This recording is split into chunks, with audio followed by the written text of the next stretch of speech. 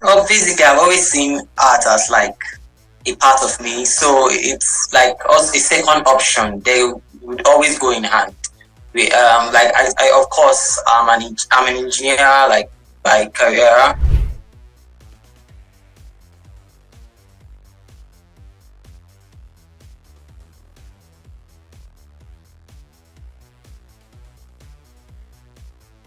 My name is Prince Dan Umonia.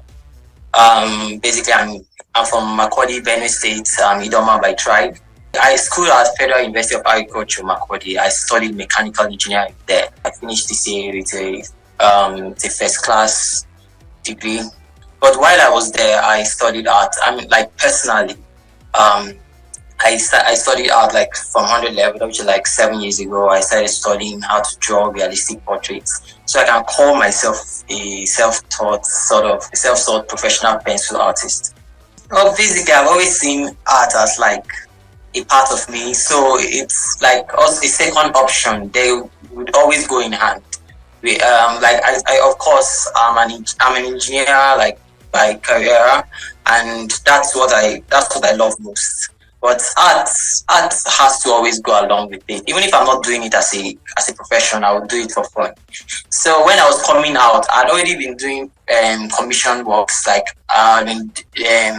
receiving works and getting paid while I was in school. So it was more or less I was working while in school. So I never saw myself stopping. The only reason why I would stop doing that is if my engineering, wherever I work, my in the course of engineering, if the demands of the work take too much of my time, then I would have to reduce how much I do my drawings. So I was just excited. Like right now, I'm waiting for my youth service, so I have a lot of time to do my art. But when that comes, that's when I will now figure out where the art will come in. But art for me, generally, it's like a second option. My main course, my main profession is engineering. To be honest, I've not gotten any deal that would like take me away from engineering. That would be like, wow, art is now my full profession. You know, crafts, generally arts and crafts, and it's a very demanding. It's a very competitive market. Let me put it that way. So there are a lot of us doing this, and generally, if you have the right connections, or if you meet the right people, or if you have the right attention, that's when you get the big works. So I think the big works I've gotten some interested persons, not really any big celebrity names, but interested persons that love art. I've gotten, like I'm in Benue State, so I've been able to do work with people in Port Harcourt, in Abuja, Lagos, Enugu, most recently Enugu, where someone who is really a fan of my art. Okay, one of them bought, I did a portrait of the video, and one of a client who's a fan of the video bought the artwork for like 40,000, right? So yeah, and then I recently did an artwork, like a conceptual design for somebody, and basically these big works come from people who love art too. So I've gotten like conceptual design for like 60,000 from somebody there from Enugu too. That's a work I did recently of a dog. I sent it this morning. Then even the work I recently did, I got attention of Lil Baby, like an American rapper, Lil Baby. So I that work was one of his fans that really loved him and wanted the portrait in his house that ordered the work. So that those works, although yeah, there's some amount of earning inside, I don't basically my profession is not much about the money, but my professional choice, which is mainly engineering, is not about the money much. But the art has not really like been giving me that much, let's say, profit for me to say, let me dump engineering and focus only on art. Some challenges I face, one of course is getting some materials, some particular materials that I would like.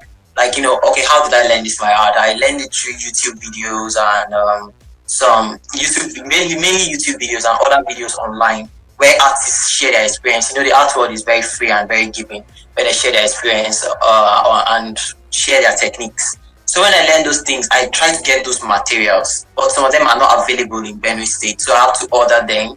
Some are not even available in Nigeria. So, but recently, most are available in Nigeria, but some I've had to order from China or from Russia or from America. But the major challenge I face when it comes to customers, right, is some people who undervalue art, they don't know the amount of time, the amount of the cost of our materials, the amount of time that we spend doing it, and kind of the mental, how do I call it, the mental strain that it takes on us. So first, I would say clients who try to undervalue us, undervalue me as an artist. I'm like, when I give you my cost and then you beat it down so much, you're trying to bargain it for, like, for example, let's say a work of like 30,000, and you're telling me, let me do it for you 10,000. There's a reason why that price is 30,000. So when I try to explain, some people don't listen, they don't understand, and then there's the language. So basically, I don't give up bad energy. So when that starts, I can just say sorry, but that is it, and I cannot compromise, and that's where it ends. And when I started like that very early on. So setting a standard for my business gave my business a standard, let me put it that way. So I kept meeting customers, more customers who would compromise with my price and who wouldn't argue that much. Then the second challenge with customers sometimes is the time. When I tell the customer the time, I need like a week, I need 4 days, I need a week, or I need 3 days for this drawing, and some really want the work urgently. And then once I know I cannot deliver, I tell them no. So, but they try to put pressure everywhere. But basically, I think I've learned how to communicate with people through this.